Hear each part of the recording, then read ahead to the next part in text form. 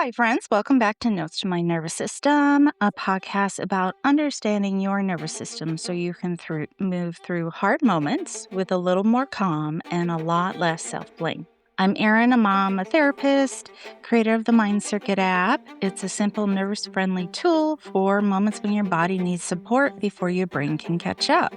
Today, I'm super excited to welcome Jill Wright. She's a nervous system educator, writer, mother of four, whose work directly speaks to high-functioning exhaustion.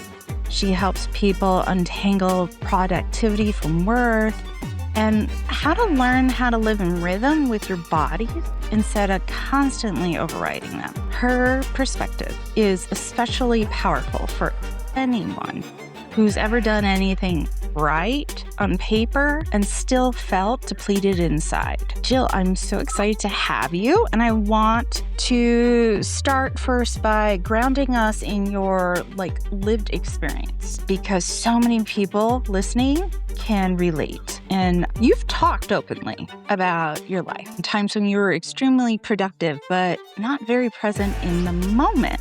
And I think that distinction is something we're becoming more and more aware of. Can you take us back to that first season of your life when you kind of started to notice how not in your body you were, but you were getting all the check marks done? Yeah, for sure. So for me, it was, as for many, I think, back in the beginning of the pandemic days. And so I was just leaving a corporate career to pursue entrepreneurship. I had young ones, a 1-year-old and a 3-year-old, and I decided I was going to open up a retail store in the hometown, like just outside of the main city I was living in. I didn't want to do the commute and the hours of working hospitality anymore, which had been my career for many years. And so this point in time found me at the beginning of the pandemic unknowingly to me trying to open a retail store with the daycares closed. And so the kids were home and I had a spouse who still had to go into work. So I was alone, and couldn't bring in help because we didn't know who was safe to talk to and who was not. If we remember back, all those crazy unknowns at the time. And I had a lot of postpartum depression from my second child as well. So navigating that all at the same time, trying to get the business up and running was top priority. It felt top priority at the time. Of course, the family role and all of that, Yeah. but I was so hyper focused on getting this business to run. And against all odds, it was like I couldn't accept the challenges that I saw in front of me. And so my nervous system was on high alert all the time. And the moment, sort of the come to Jesus moment, if you will, that like rock bottom moment for me came shortly after my he's 8 now. He was 3 at the time. Once he got diagnosed with autism. And it was a surprise. We were not, as many folks on that journey, they know it can take a really long time. And we just didn't have any idea that was coming. So it was a very big surprise for us. So that really set everything into perspective for me. And I found that I had to continue to do all the childcare, to continue to run the business when we were allowed to be open, but also bring him to all of these therapy appointments now. And so I found myself being very productive in those moments where I would be waiting during a 3-hour behavioral therapy session in the hallway for him with my laptop, plugging away, being super productive, doing staffing things or whatnot. But I wasn't present in those moments where I was with the kids or where I was at home being able to sort of relax. I couldn't relax. I was so focused and workaholic-y because of my, you know? What helped you to make that pivot or to notice that within your body? Because a lot of us get stuck like that.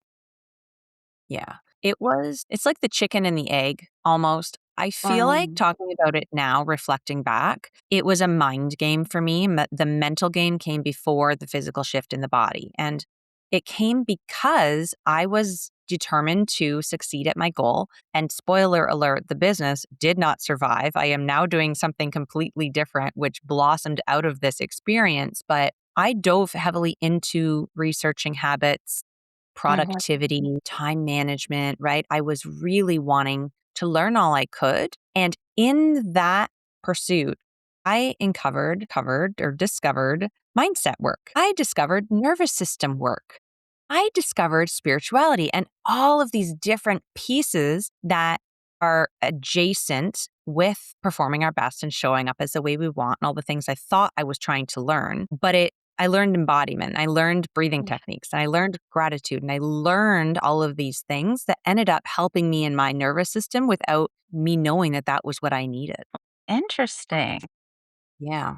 Shifted when you stopped interpreting like your exhaustion as that failure, when you Yeah. started to notice that that level of discipline was no longer working? Did it just come in line as you're learning about mindset? Was there like one chapter or one thing in particular where you were like, no, I'm exhausted, I'm going to listen to my body, instead of, oh, I'm exhausted, I'm going to go get coffee? Well, you know what? I'm stubborn, and it did not come to me naturally. I would not classify myself as someone who rests well. I rest through busy work, as I'm sure many of the listeners can relate to. It's hard to sit and I tried to do the meditations. A guided meditation for me was sort of the entry point because I needed something to focus on so that my brain and my body could actually rest. Just also another way that I can actually get that rest and reset and still feel productive in my brain is like going for a walk. I feel like I'm getting some exercise and fresh air, but what's really happening is I'm giving my body a chance to be moving without expectation, without noise or anyone needing or touching me. I've got 4 kids and that really stimulates my nervous system. So if I can take time to myself, I'm working on appreciating the quiet stillness that Mm. can be such a gift, you know? Do you feel like that workaholic type A personality that people now are pushing against and saying it's not so much a personality, it's more of a nervous system or overachiever reaction? Do you see that? Do you agree with that? Do you push back? Because I'm stubborn and sometimes I like being type A. Yeah. It's such an interesting conversation to have. For me, I always think we're all built differently in the way that we are built, and that is shaped by our experiences. And I don't ever like to try to change someone in the way that they are if it's working for them. If there are challenges, and if being an A type causes friction in the family or an Yeah. undue stress, like it did for me at certain times, or that's when we want to look at it. But it's really interesting that you raised that question because when I work with folks on how they can manage their time and their life and their energy to feel more regulated, to feel more in control, there's 3 pieces to the puzzle. Of course, there's productivity, but we also equally need to talk about rest and we need to talk Right. about self care, right? And rest and self care are different. But equally as important as productivity. And so what I like to guide people through is a little quiz I have that gives them a more pinpointed idea of how they manage time because the tools that are going to work for them to help them are going to be different than the tools maybe for me that work for me as a more A type or that might work for Right. you or another client or for that person in a different season of their life. I think we also need to consider we can show up with higher or lower intensity of our natural tendencies in different seasons of our life. And so honoring that and meeting ourselves where we are with tools that can be supportive in this moment, that's what I really like to focus on.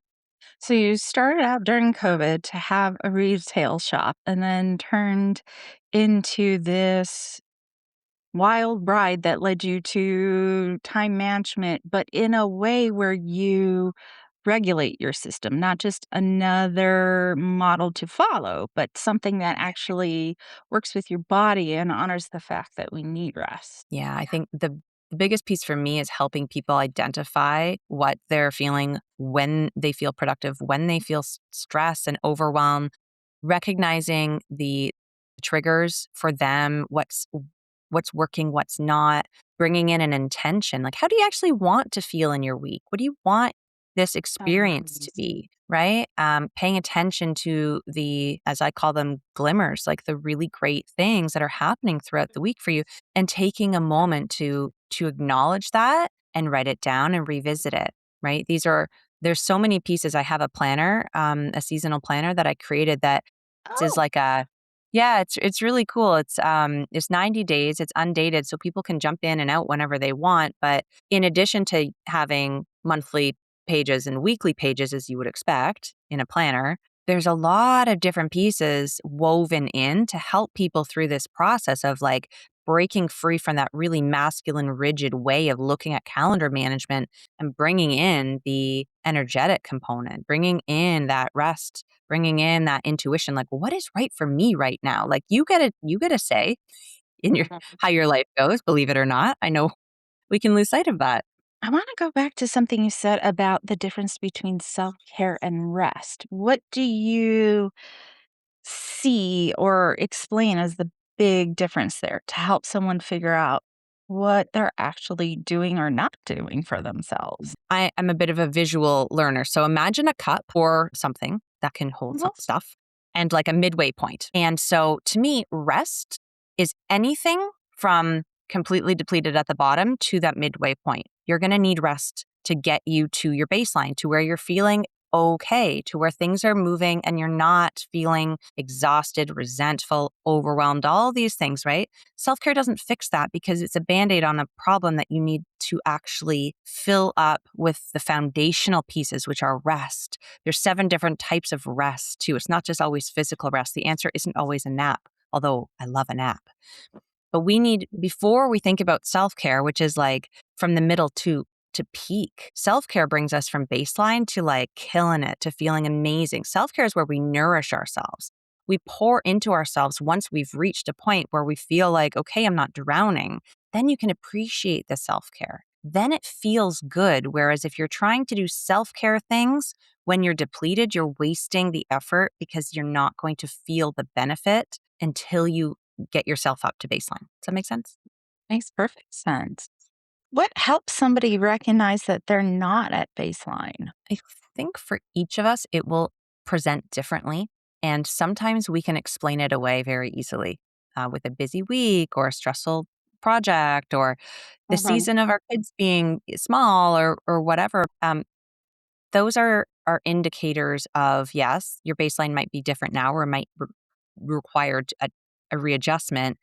But for me, if you are not sleeping well, if you are either over or under eating, if you are not taking time to do the things that bring you joy, whether those be big or small things, we don't always have time to do the big things, but we should be able to take time in small moments throughout the day to have a great cup of tea and sit with a book or go for a walk or send a voice note to a friend or whatever it is for Yes. you. These are unique individual things. But if you don't have time or interest in doing these little things, those to me are all indicators. Also, if you're feeling like there is too much on your plate and you can't get it done, it's one thing to be busy, but we don't have to pop out of calm just because we're busy.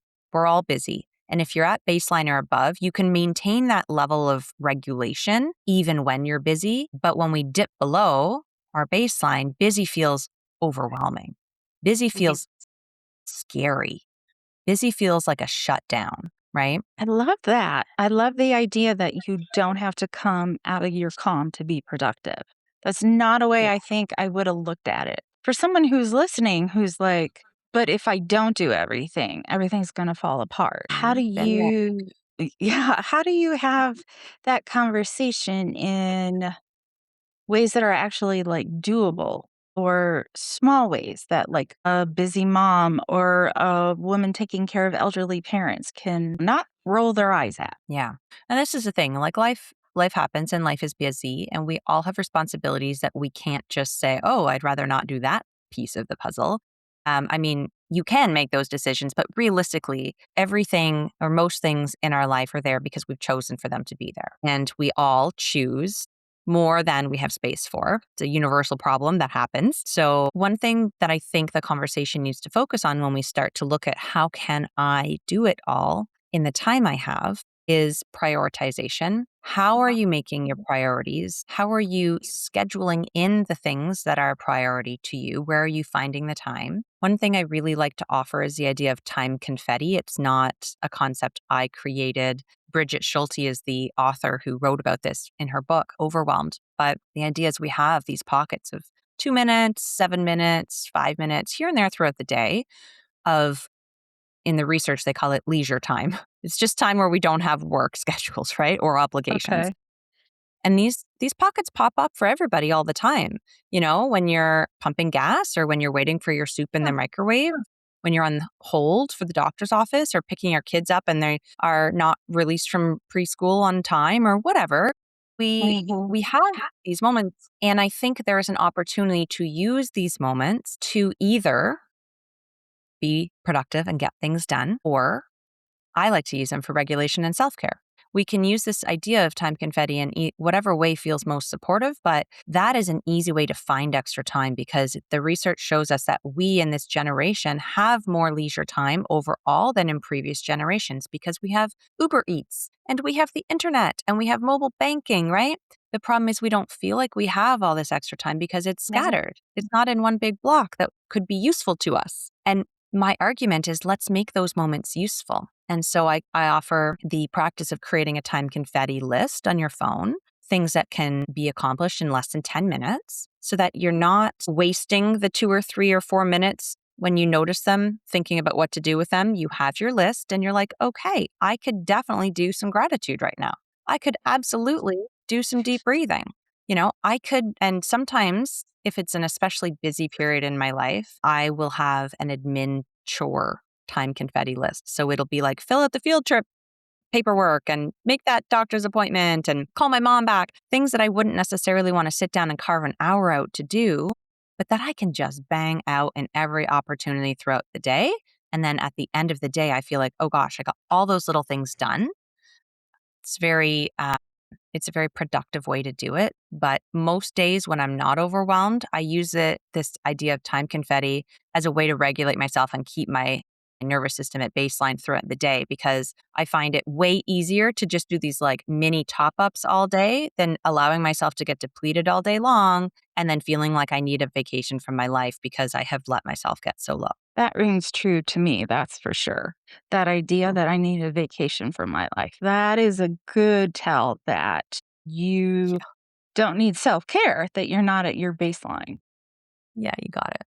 I like that. Why did you pursue all this? I mean, this is so different than running a store. I'm so curious. Yeah. I didn't know that I wanted to help other people with time management. It came about very organically. As I was trying to figure out how to run the business as a working parent and bring in all of these tips and habits that I was learning through my research as a working mom, I knew that I needed to tweak things because in the season of life I was in, I didn't have any extra time to have a journal practice or do a morning routine, but I knew that they were important. And so I got creative in how I incorporated them into my life. I did instead of a journaling routine, I did a verbaling routine. I would verbally do all the things they told you to write about when I was driving in the car, right? Or instead of a morning routine, because my kids always wake up at 5, I'm not getting up at 4. That's crazy. I would do it at night instead when I had a little extra time instead of watching my TV or whatever. And so I started the podcast to help share some of these tweaks and tips and started finding that as listeners grew and the conversations expanded and I brought in other experts and people would give feedback on where their challenges were, it all boiled down to time management. And it turned out that I can get more done in a morning than most people get done in a week. And it's like, oh, I didn't realize that other people they don't know these tools that I'm using, or they're having some sort of block that I can see it and I know how to help them past it. And so the work just slowly transitioned from helping other working moms figure out how to show up in their lives as someone other than just mom, right? Into more time and energy management. And honestly, the woman who I work with has shifted her identity throughout these 5 years as well, because in the beginning, she was a working mom. She was like that boss babe, right? She was that I am starting something. I have a goal. It is time for me now. And now she doesn't identify that way anymore. She now identifies as like a high achieving woman who is also a mother, who also has responsibilities, who is also a community leader. And she's where she wanted to be. And so the messaging shifted, even though it's the same person who's in the community. So it has shifted in the last year or so within the work as a new interest in how neurodiverse brains interpret time. As my son, who has autism, goes through his grade school and is needing to navigate each year a little differently, I was like, I really want to understand how your brain works. And I did a lot of research and I find it so interesting in many of the the clients that I have are being diagnosed with ADHD or autism in their 30s and 40s. It's something that I think we can all see happening around us. And even if we don't have a diagnosis, our modern world creates this busy technology, dopamine, like the environment we live in creates neurotypical brains to experience some of the symptoms that like ADHD symptoms. And so Absolutely. a lot of the work now that I do is tailored in that direction. And that's certainly the lens that I took. I layer it in with the planner and I layer it in with a bunch of the coaching work I do too, because it's so prevalent. I think everyone either knows somebody who has ADHD or suspects they might have need a diagnosis or have a diagnosis. So that's a really alive area for me right now in the research and in the work. It's really cool. What did you notice that you needed to kind of shift the most around when it comes from the way you originally did it versus looking at that diverse neuro, whatever brain thinking? I'm having one of those moments. Dyslexia, I tell you. I know. I'm there with you. I think the biggest shift that I noticed, and I needed it to unfold over time and learn the lesson. It's not something that I, bought a course and was like, Oh, oh, that's the missing ticket, right? The thing that came for me was that going inside for the answers and trusting that I can figure it out based on all of my knowledge. That's the shift. Because when I first started the business, I was like, there are so many experts, and I am a reporter, and I am taking data and redistributing it. I'm just shifting and translating. I'm helping people figure out how to implement these ideas in their lives. And the more that I learned, I realized my brain was piecing together a little bit of everything in a unique way. And so for me, it was trusting that that solution that I created from information that I took in and sort of mulled over and spit back out a little differently, that's what's really helping people. It's the unique perspective of my lived experience, and I can trust my instincts and intuition and my knowledge when helping people and not feel as though I need to defer to an expert, whether it be how to help someone in their time management or energy management, or how to run my marketing in my business, or how to do my podcast editing. In all areas, I've had this shift from an external focus to a more internal focus. And I think all of us can benefit from that shift as well. absolutely. I've been talking to several women who run small businesses, practices, and they all have like that common story of doubting themselves, Yeah. doubting that their voice is unique, worried that others are going to push back and say, oh, but that's not yours. And it just floors me because no guy would do that to himself. No. And what's really interesting? Even though my target audience is women, my best paying customers are men because they don't hesitate when they see a problem. They're like, I'll just pay to solve my problem and move along with my life. And for women, especially mothers, we need the problem to impact somebody else before we can give ourselves permission to spend time, money, or energy on it, on ourselves. So for a lot of people I see, it needs to impact your time management or your energy management, your organizational challenges need to impact your job, need to impact your marriage, need to impact your relationship with your children before you as a mom or a woman are willing to say, okay, maybe I need to invest in a bit of help here. But a man would just be like, no problem. What's the price? Where do I show up? Let's get this solved now. It's That is crazy. just it's so frustrating to me because I know I do it myself and I'm trying to model to my daughter not to do it, which is rather difficult when you're doing it yourself. It's Yes. it's that push against society that I see women trying to do more and more for themselves, which is wonderful. But I also think there's that piece of we as fellow women, we don't always rally behind everybody, right? Like we seem to be more critical than the guys of other moms. Like, how dare she have a career or do this or, stay out late or whatever it is. I think it comes rather than from a place of judgment. I think it comes from more of a place of comparison. And Oh, again, weaving back to what we talked about earlier, that self doubt. And especially because we're on our phones all day long and we're seeing the best of what everyone else is putting on their feed. And we're comparing it to the moment we're in. Maybe we picked up our phone because we're feeling overwhelmed and stressed out and bad at our job or overwhelmed with our kids or whatever that prompted us.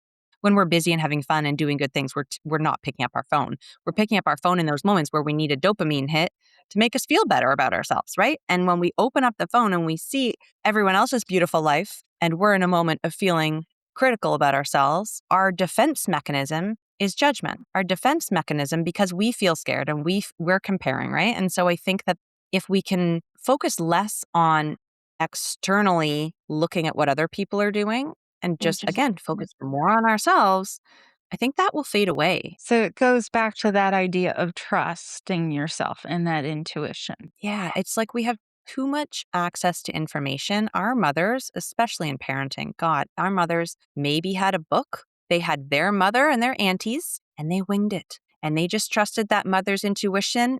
They trusted themselves way more than we do. There are apps, there are experts, there are podcasts. And I don't know about other moms, but like I felt that I could trust those voices more than my own. And I felt I could trust those voices more than my mom's experience. And I sort of pushed her experience away as irrelevant because she wasn't an expert telling me through the speaker or through the phone what to do. Did you ever shift back? Did you recognize that?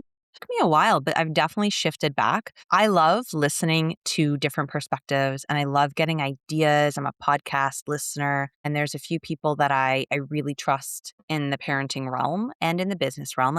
But I've narrowed it down now to a few and not just one. And so I have a selection, like a committee almost of voices that I allow to influence me, but I also check back the final decision is with me. And I've opened up the access to that committee to include friends and family, whereas before it was a closed door. Like if you're not a professional expert, you don't get to weigh in on this. And I have made that shift to be more inclusive and more welcoming with opinions, including my own. That just speaks to that isolation that a lot of new parents go through too. I think this would really help if we felt comfortable enough to listen to ourselves and talk to our family members. And I think the idea of, yes, you're talking to them and taking in their advice, but that doesn't mean you can't do different. And I think that's where some of that disconnect comes from is, well, if I listen to my mom or my aunties and I don't do it, then they're not going to tell me, or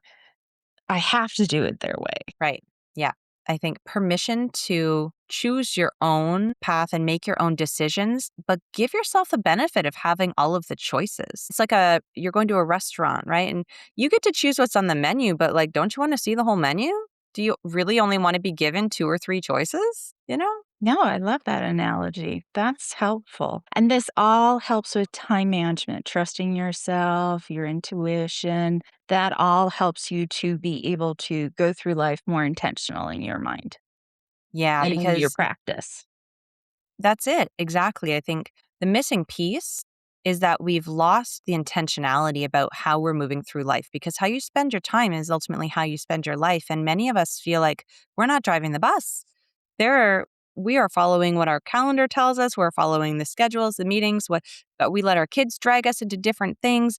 And I'm not saying that that's not good. If that works, fantastic. If you're happy with how time feels, great. You might not be listening to the right episode here, but if you're someone who struggles with how their weeks and their days unfold, if you're feeling tired at the end of the day or the week, if you're feeling like you didn't get enough done, or that your to-do list is just always there lingering like this like dirty laundry that you don't want anyone to see, right? If that's how you're feeling about time, there is an opportunity to shift that based on trust, intentionality, weaving in different pieces of what you value, making sure that shows up in your calendar and making some harder decisions and learning how to prioritize. And yes, there's productivity tips, of course, but it's very personal to you. You can Google time management strategies, but I feel a lot of people find, unless it's something that is curated to the season they're in, their time management style, what their calendar looks like, what their capacity is, all of these pieces, it's not going to be effective. And then what happens is I have women coming to me, they're like, I've tried all the things that I read about on the internet and they don't work. And so I'm broken. I'm like, no, you just haven't found the right tools for you in this season. So let's figure that out. And let's use fewer tools again with this like narrowing it down and not looking externally.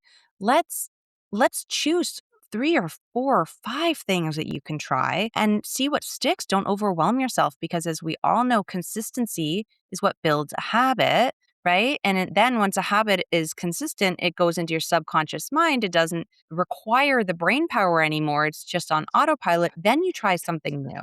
And so trying a bunch of stuff that's not going to feel like, well, screw it. Like, why would I even try? You know?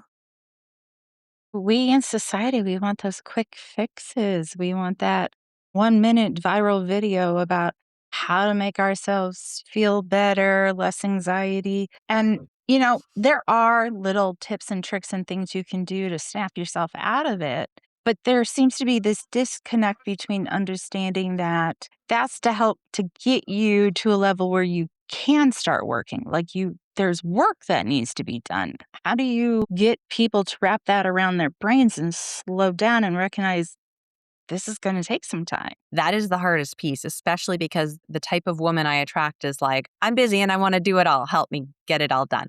And I'm like, yes, we'll get there, but we first need to strip things back. We first need Okay. to peel back a few layers and do a little bit more of the work, quote, the work, right? Than you might expect when you're asking someone to help you manage your calendar. And then we layer it back on, but we layer it back on in a way that feels right for you so that even though you still have the same amount of things to do, the same amount of hours in the day, you're flowing through it in a way that feels more like you. And then a lot of people will sort of buck up against this idea of structure in their calendar too. They're like, I'm freedom and flexibility, and then I can't plan as life goes sideways. It's not about creating rigid structures. The way that I look at calendar management and time management in general is you're creating banks to the river so that you can flow within the river, right? You need some boundaries based on what is important to you and what is realistic to you that you get to set, and they act as bumpers and buffers, keep you contained in what is important to you and how you want to feel. Because if we spill over, if we don't have these good boundaries with our time and with our energy, we're spilling over everywhere and we're not going to flow as smoothly and life isn't going to feel as good. I love that. That's important. That flexibility, that psychological flexibility of what a schedule can look like and where you can fit into it. Yeah. Beth, this has been such an interesting conversation. Thank you so much. I could talk about this all day, honestly. I think it's so, so cool. And it's an area that we don't really spend a lot of time talking about. It's not a sexy We conversation don't. to have, but what an impact it can make in your life when you start to think about some of these concepts. Before we go, I always ask one last question because I think it's just important for other people to hear whatever it is that you would share. If you could share one thing with your younger self, what would that be? Advice, a statement, whatever it is, just something to tell that younger self. Don't take yourself so seriously. Life does not need to feel as serious. I have a tendency to be that sort of type A, gotta get it perfect, people pleasing. That is my core, and I'm working on those things. And I wish I had started working on them earlier to sort of realize, Jill, this is not as dramatic as you are making it right now. This does not need to be big, as big of a deal. We can take a look at this, whatever stress comes up, whatever problem is here. We don't have to take it so seriously. There is a solution, and we just need to work slowly at figuring it out. I love that because there is definitely someone out there right now who's hearing that and it's speaking to them. And I just love the idea of that ripple effect. So thank you for sharing that.